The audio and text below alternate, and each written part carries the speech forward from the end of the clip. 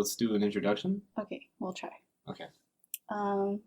Hey everyone. I don't know. Hello, internet Thanks for listening to world. CADMIUM DREAD'S. That's Cadmium Dread. Hold on, let me do my best metal voice. Okay, I can't do it, so you can do it. Cadmium Dread. Perfect. Yeah. I feel like my D&D character. Okay, which is I have to know first. His name is Darkness Shadowbane, and he's a drow bard who is a total metalhead. But metal doesn't exist in that universe, so nobody knows what he's talking about. But he totally thinks he's the coolest. Okay, that just sounds like you. Well, it's like a more self-aware version of me, and also shut up. Well, I'm Mimi Nguyen. That's how you say that name. I know everyone has been wondering. Including me. No, okay. And I'm Joshua Karenka, and that's how you say that name. Well, okay, not really. Kind of ga. Okay, yeah, go ahead. That's from my dad. Teach him. Yeah. And yeah, we're your hosts. We are your hosts. For CADMIUM Dread. And what is it, you ask? That's a good question. Well, why don't I tell you? Yeah, why doesn't Mimi tell you? Because she's going to do a better job than I will. I will tell you. I was on the train, and it was nighttime, so I was looking out the window, but I was really just looking at my own reflection. Ooh, setting the mood. You were reflecting. I was reflecting, and I looked into my own eyes, and I was like, what can I offer to this world? What am I good at? And then I was like, I don't know. I'm just a regular person just trying to get by. A regular artist, mind you, just trying to get by. And then I was like, well, isn't that just the truth? Like, aren't we all just artists trying to get by? So, like, why does it have to feel so lonely? And why does it have to feel so alienating? And why do we have to, like, always feel like we're comparing ourselves to other artists when really we're probably, like, all in the same boat?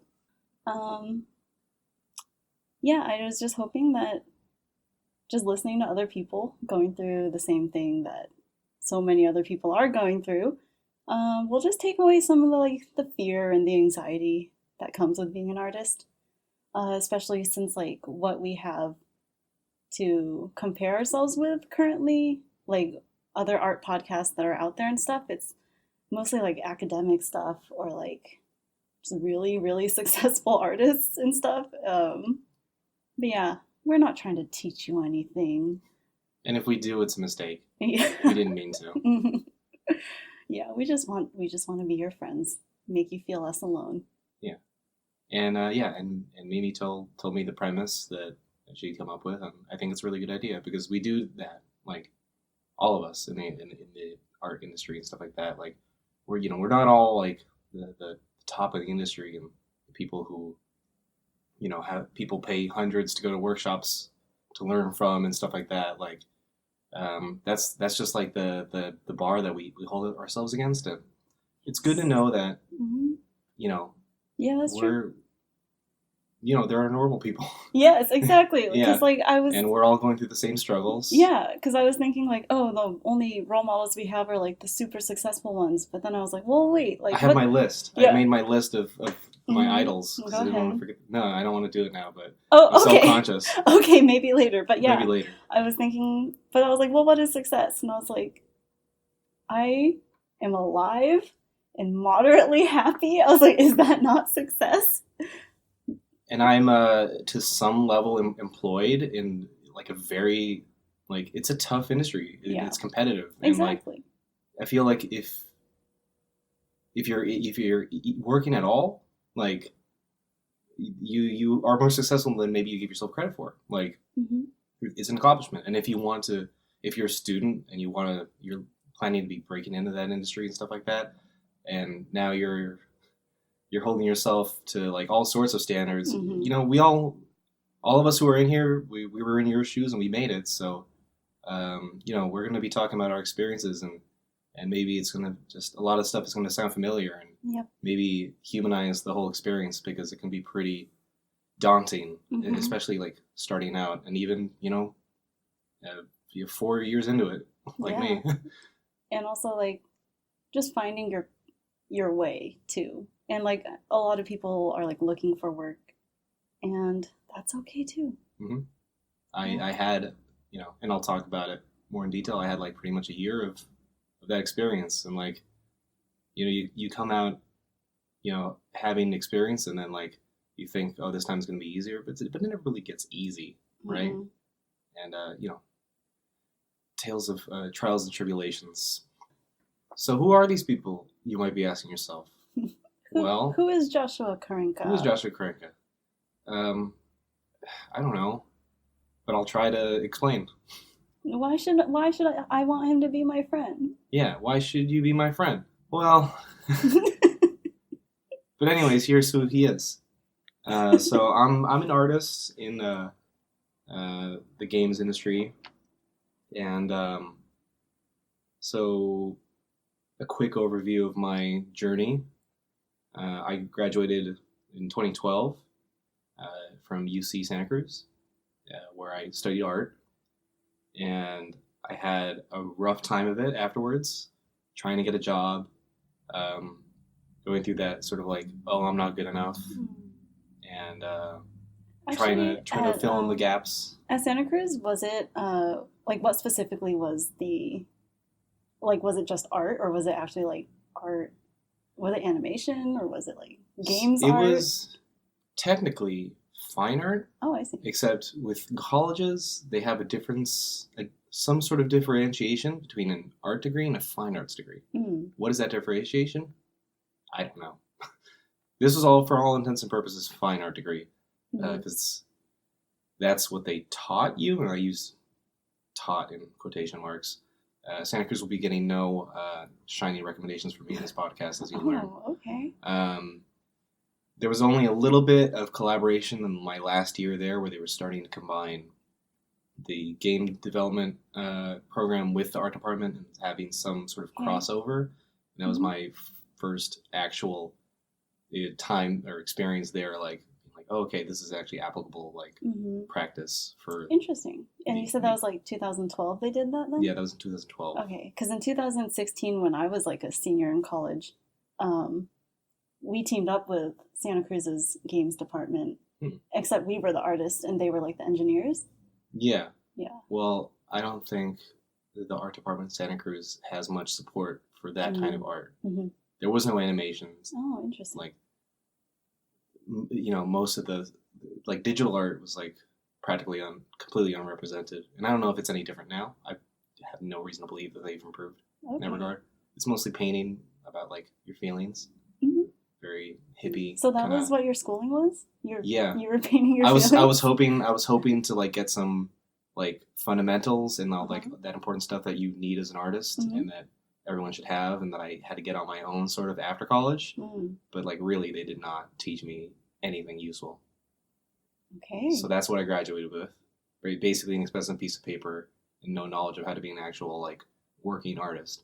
So after that was a lot of like watching tutorials online, like practicing on my own. Did you have a portfolio workshops. Coming out of college? Yeah, but it was worthless. Was it like all traditional? It was all traditional. Oh, I want to see that.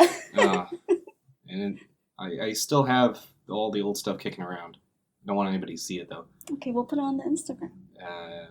Anyways, moving on. It was like one time where I had an opportunity to take figure drawing, and the class sizes were so small, everybody would rush to get in, and I didn't get into the figure drawing class. It was the only time I would have learned anything. Yeah. And like it was only of the 4 years that I was there. If the 4 years that I was there, that was the only opportunity I had to sign up for figure drawing, and that was it. Out. Yeah. Wow. Santa Cruz, don't go there if you want to be an artist. Anyway. Okay. Yeah. Well, they'll never sponsor us, but it's fine. They don't have the money for it. Those banana slugs. Yeah. Ugh. It's okay. I had a good time. Just not a good education. So yeah, I graduated. Realized I didn't know enough. I started teaching myself. Just to practice, I would like join indie game projects where there was no money to be made. And I can talk a lot about like lessons learned from like these, years of like trying to learn while working on projects and starting to do commissions just to like be able to say that I'm making money as an artist. At a certain point, I was sort of ready to give up on the track of like being an illustrator or concept artist. And I was about to sign up, or I basically went through almost all the way to like start taking a 2-year course at the Gnomon School in LA. Up until like I had the loan like ready to sign. I was enrolled. I had an apartment that I applied for, that I paid for, the deposit. And at the last minute, I was like, "This isn't a good idea." Something in me told me it was a bad idea. Like, you don't want to be like, personally for me, like I didn't want to be an animator or 3D artist. Like, yeah, is that what that school is? I'm unfamiliar with that. It's mostly like that kind of stuff, like for being like an FX artist or an animator or something for like the like VFX industry. Definitely like Hollywood is like more their like focus. But as far as like it's not like a program for a concept artist or anything like that. But I was under the impression that like I was never going to be able to break into the industry just being a 2D artist, or a concept artist, or whatever you want to qualify myself as. But yeah, I bugged out at the last minute because something told me it was a bad idea. I didn't want student debt and to live in LA for 2 years without a car and no money, and like trying to like force myself through a program that I didn't really want to do. Doubtlessly, I would have learned a lot, but I didn't do it. And turned out to be okay because just a few months later, I got an interview at a company called a mobile game company called Machine Zone, which some people might have heard of. Just due to all the ads that they would run for their games, like Game of War and stuff like that. And I got hired there. So that was the beginning of really my in-house sort of like professional. Cool. When was that? And that was in 2015. I looked at my notes because we talked about, I was trying to get like dates straight earlier, and I was like, I need to write it down because I'm old. So like 3 years after college of pretty like much learning, 3 years self-learning, and like bumbling around and almost giving up and wanting to go back to school. A lot of people don't have that opportunity. I was lucky enough to, my parents supported me through that. I guess I owe most of any success that I have to them, because like a lot of people would have just been like, oh, I can't do this. I have to get a job as a line cook at McDonald's or whatever. So luckily I just kept on being able to keep my nose to the grindstone and break into the industry. So yeah, I started at MZ in 2015. Started working as an artist on Game of War. Eventually they started making that Final Fantasy game, the Final Fantasy A New Empire. I started working on that. A lot of cool stories, a lot of not cool stories, of course, involved in all that stuff. But and then at the beginning of 2018, I left MZ and sort of drifted around doing freelance contract jobs and stuff like that for the majority of the year. I worked a little bit outside of just like at home freelance with outsourced studios. I had a brief contract time at Ubisoft in San Francisco as a concept artist, and then I ended up at a Glue Mobile as a contractor. Where you met me. Where I met Mimi. I interviewed you. Yeah, she did. She interviewed me. I could tell I made stupid jokes and you laughed, so I'm like, I think I'm doing good at this interview. And then just recently returned to MZ, and that's where I am now, once again. Like, how do you feel like right now where you are? Well, I feel not entirely like I've gone into just a big circle.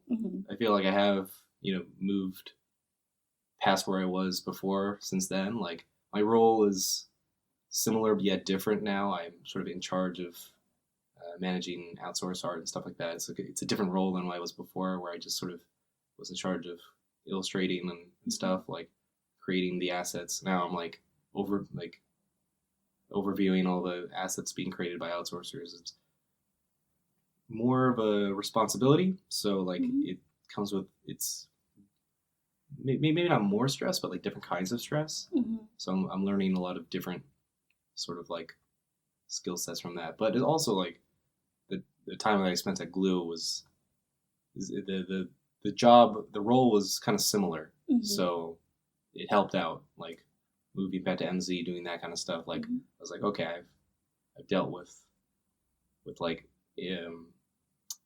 feedback Mm-hmm. and stuff like that already. So yeah. Yeah. Cool. And yeah, Thanks. that's where I am for now. Yeah. All right. And now Mimi is going to teach you about Mimi.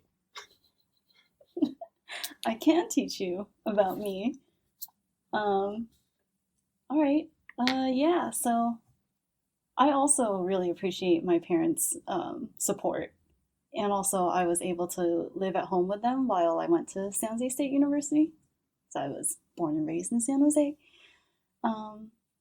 Yeah, as I told you before, I was in school for an ungodly long time. Do you want to share with the audience how long that was, or do you want to just leave it at ungodly long? You know what? I'm just gonna leave it at ungodly long. Yeah. Okay.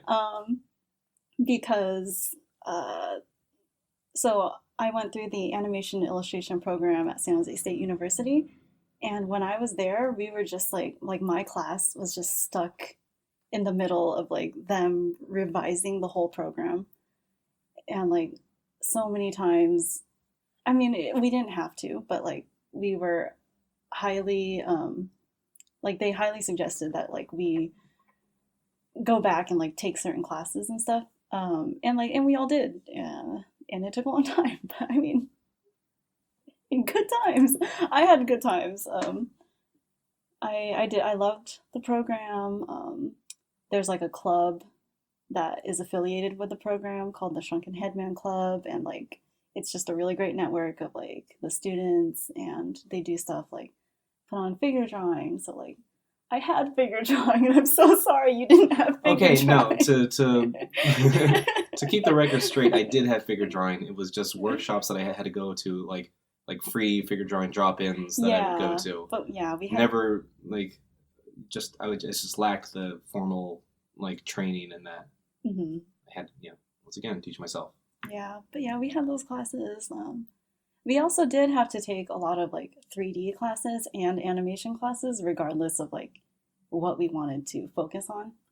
So that ended up taking a while too. But yeah, so I graduated 2016, and like May of 2016, I was doing an internship for like a VR startup, and June of 2016 is when I graduated.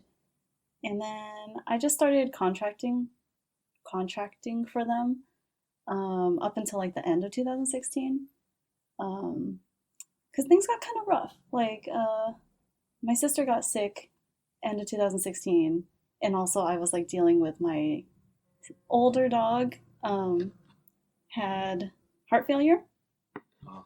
Yeah. And so yeah, things were very, very tough. And like that VR studio obviously wasn't investing in me like long term, and so I just kind of made the choice, like I think I made the call that it would be better for me to stay at home and like be with my family. Like I didn't think it was gonna like ruin my career if I just quit. Also, I had nothing else lined up, but I was like, oh, it's okay. Like I was very fortunate that like I had the network and the support to be able to just leave. And that's what I did. I left. I left December 2016, and then 2017, the next year, my sister got better. She's doing great now. That's good. But we did have to put my dog down. Oh. And yeah, I know. But you know, he lived a good life. He was a pudgy boy. Mm. Went on lots of walks, and yeah. And so, I mean, honestly, 2017, like, I was basically recovering from the trauma of, like, 2016. And I was just kind of working on my portfolio, but it, like, not that much, because it was just hard. And then, around March of 2017, I decided to just, like, take this contracting job that like a lot of my friends were doing too. And it was like contracting for like a third party company that would contract for like a big tech company, basically. And I took like the work itself was very like repetitive, so it was like a little soul crushing like after a while, but like I took it for what it was. Like it was a job that was like easy to get because there's like a really high turnaround for them. Like they go through so many people. And I worked there for a while, just kind of like chilled out. And then once I felt better, like ready to start working on my portfolio again, I actually I did it again. I quit without having anything lined up. It's a pattern. I'm trying to learn not to do that. Like, or I'm trying to learn not to like, because I would get so overwhelmed and I used to like only be able to focus on one thing. So it's like if I'm working, I can only focus on work. And if something else came up, and yeah, and it's like if I want to couldn't like, do that and work. Yeah, kind of like I couldn't deal with like my family stuff and work, and then like so then I couldn't deal with like working on my portfolio while working. But I've talked about it in therapy. It's because I tend to catastrophize things, and I'm trying to learn not to. Everything okay over there? Sorry, That's okay. I didn't realize the mic was touching the pop filter. Oh, I see. You're good now. Okay. But yeah, so I left that contracting job like September of 2017 because I was like ready to throw myself into my portfolio. And I actually told myself if I don't find an art job in like 6 months, I'm gonna be a tattoo artist. Oh, yeah, I didn't know that. yeah. And then so I was like trying and trying. I was like hustling, working on my portfolio, updating it like weekly, and then like I applied to every job that I thought suited me. So it's like I didn't apply for any 3D jobs or anything like that. I only applied for like 2D ones. I even applied for like internships. And then around like March of 2018, I heard back from Glue. And at the same time, I also heard back from like this small indie studio. And like what they said to me was like, oh, your work we can tell is still like really junior. Would you be interested in an internship? Let us know if you have any questions or if you would like to hear more. And then I was like, oh yeah, I'm open to an internship. I'd love to hear more about it. And then like the next email was like huge red flag. The next email started off with, what would you like to know? And then I was like, I thought you were gonna tell me. Yeah, that sounded like that's not good. Yeah. I would have also thought red flag I would have been like, excuse me, junior artist? Like, yeah, that would have been my response. I know. I feel that way now, but you see, at the time I was so like hard on myself, and I was like, oh, of course I'm a junior artist. Like I have no experience. My art looks stupid, so like of course they can tell I'm just a junior. But yeah, so they said that, and then they proceeded to say, in the past we've had people come away from our internships like feeling confused because they didn't understand like like what our internship like offers or something like that. And I was like, okay, my questions are, is this a paid internship? And I listed other questions and they never got back to me. So yeah, it sounds like it wasn't. Yeah, sounds like not a good place. And yeah, but then anyway, Glue got back to me, and I interviewed and I thought I did really well. And I even did an art test for them too, but then like they didn't really say anything about the art test afterwards. And then after the interview, the whole process kind of took a long time. So phone interview, and then like a week goes by ish. And then they mentioned, oh, do you want to take an art test? And I was like, oh, okay. So I took the art test, and like kind of a week goes by again, and they're like, okay, we want you to come in. And then they scheduled it for like another week out. So then by the time it's like I've been in contact with them for like 3 weeks. And then I interviewed and I thought I did really well. And then I waited like another 2.5 weeks and I didn't hear back. And then they were like, oh, sorry, we went with someone else. And then I was like, I was mad because I was like, oh, I feel like it was a waste of time to do the art test. We didn't even talk about the art test. And then like it took so long for them to get back to me, and it was just like a no. And then I was like, I almost didn't even want to respond to the recruiter, but I was like, no, you have to say something. So then I was like, okay, thank you. And like, if anything ever comes up, please think of me. And then you know what? They did think of me because Yay. the person they hired didn't work out. And when was that? So sorry, that was actually probably January. It was probably beginning of the year when I was in contact with them. And then March, they called back. And then I was like, well, lucky for you, I'm still unemployed. So I will take you up on that offer.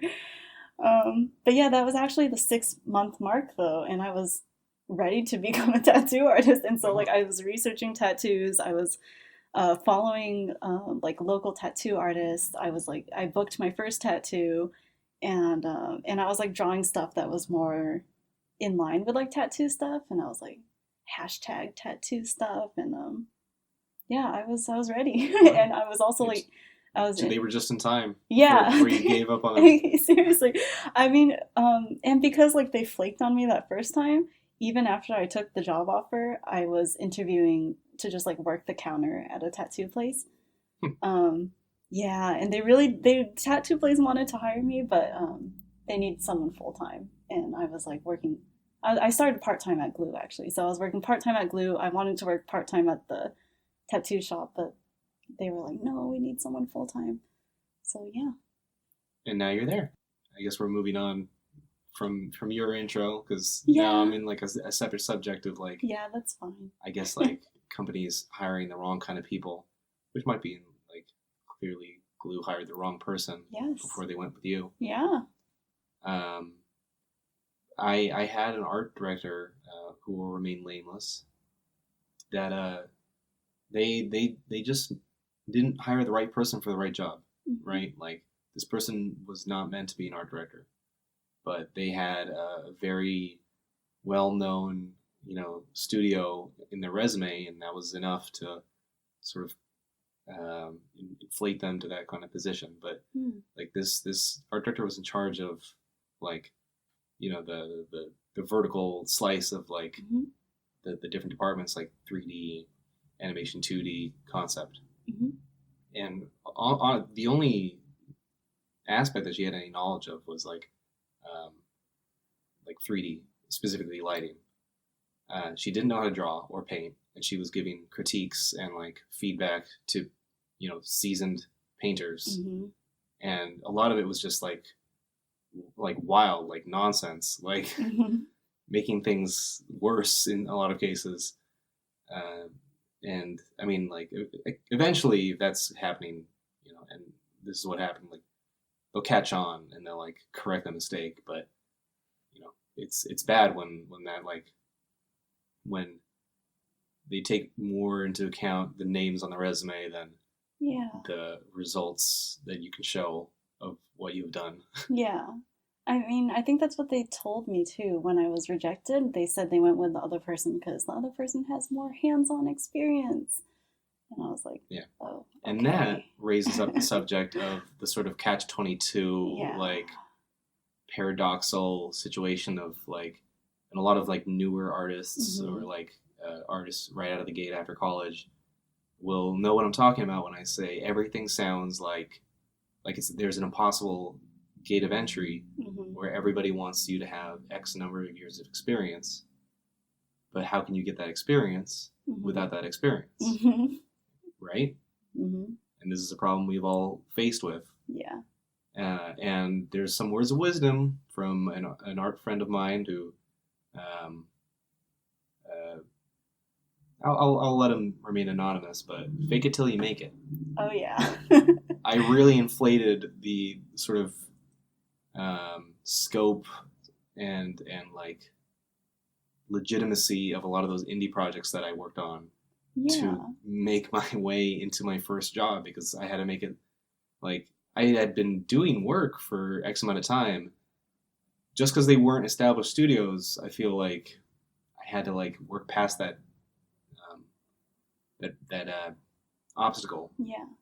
But like, the thing is, when you have the portfolio to support your sort of just like bending of the truth, you get away with it, and that's kind of what you have to do, because like it's kind of like a lot of times it's an unfair uphill battle for new artists. Yeah, and also like just apply for anything. Like, yeah, apply for everything, and don't be picky. Yeah. Don't be picky when you're starting out. That's something else I've learned. It's something that like I have friends who sort of have fallen into that trap. Being like, oh, but I don't want to work something like that. It's like, just do the work. Like, right now, what's your options? Yeah. Just because, like, it's a game that, like, I don't know, looks too cutesy for you, just get over yourself. There's no room for ego, especially for, like, a beginner. Yeah, true. No, honestly, there shouldn't be room for ego anywhere. No. That's why we were called the Shrunken Headman Club, because we didn't have big heads, we had shrunken heads, because we're humble. Oh my god, that just like clicked with me. I didn't make that connection. I was trying to figure out like in my head, like, why are they Shrunken Heads Club? I don't get it. It was just kind of like...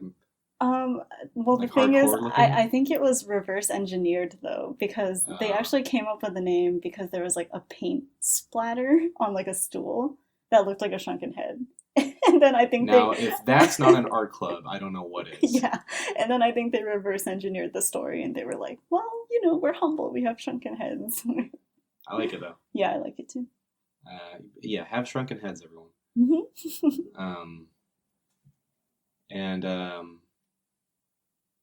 Shoot, I feel like I had something else to say about like starting out, just like as a... Yeah, just say it if you remember. No, I'm trying to remember. Okay. That's why oh no, I remember. And I've seen it like just being on the inside, like overhearing discussions over like there is a legitimate like bias against like new graduates that you have to work against, which sucks, because I've seen plenty of examples of like that doubt where I like overhear like the discussions over like hiring new people, like, oh, this person has more experience, but we kind of like this person. Like, it'd be cool if, like, we don't want to, if we're going to hire them because they're newer. But occasionally they've gone with that, like, newer person because, like, maybe they were lucky and they had somebody there vouch for them. Yeah. And obviously it was an amazing choice because they're a great artist. They just have to be given that opportunity. So don't give up. If you really want it, don't give up. Don't give up. And if you're probably wondering what this podcast is going to be in the future, is it just going to be the two of us rambling about our own experiences every single week or whatever? Probably not. No. We're going to try to have other people here to ramble about their experiences too. Exactly. So our plan is to have friends of ours and artists that we know on the show to talk to us about these kind of things and their own experiences, their own perspective, their own personal journeys, and how they got to where they are. The stuff that gives them anxiety. Yes. And I think it's not always gonna be like an industry artist, as in like our industry, like games and stuff. Yeah, that's true. It'll be a much wider net than that. That's just our, experiences. Yeah. We're not going to limit it to that. It just so happens that a lot of people I know are just in that. Yeah, I mean, majority. That net, yeah. Yeah, majority it will be about the games and entertainment industry, yeah. But yeah, and look forward to hearing from, more interesting people than us, I think. I mean, for me, I'm not disparaging Mimi. She's more interesting than me, too. No, we're both just interesting, regular people. Interesting, regular people. That should be the subtitle. Yeah. Of this podcast. CADMIUM Dread. Interesting, regular people. People will be very confused when looking through podcasts to listen to. Any last words? Are you going to kill me? Those are pretty good last words, actually. I want that on my gravestone if I'm murdered. Are you gonna kill me? Are you gonna kill me? Oh, okay. I do want to say that we literally did travel to the land of the dead to get our podcast up and running. Oh, yeah, we did. Yeah, Colma. We did. Yeah, to get all the equipment for this. So it's very fitting for at least the title, the theming behind the title. Yeah.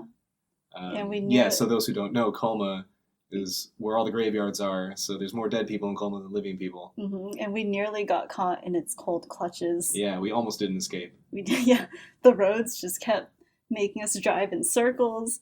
We couldn't leave the parking lot. Oh yeah, it started storming.